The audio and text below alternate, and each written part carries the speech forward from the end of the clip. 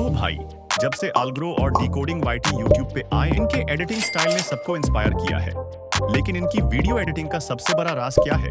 कुछ motion backgrounds, कुछ background music, कुछ स्टॉक पीएनजी इमेजेस और कुछ साउंड इफेक्ट्स।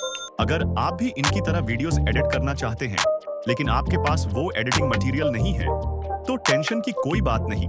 आपका भाई लेकर आया है कंप्लीट एडिटिंग पैक, वो भी बिल्कुल फ्री। इस पैक में आपको वो सब कुछ मिलेगा जो आपको चाहिए। चलो देखते हैं इस पैक में क्या क्या है, और एंड में आपको बोनस बैकग्राउंड म्यूजिक भी मिलेगा जो अल्ग्रो अपनी हर वीडियो में यूज करता है और मेरे वीडियोस में भी होता है। नंबर 1, आपको कुछ मोशन बैकग्राउंड्स मिलेंगे जैसे ये।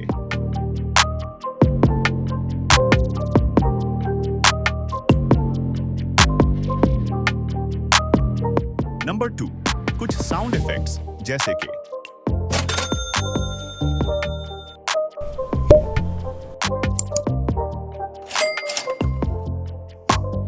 नंबर 3, और कुछ स्टॉक पीएनजी इमेजेस जो एडिटिंग के लिए परफेक्ट हैं।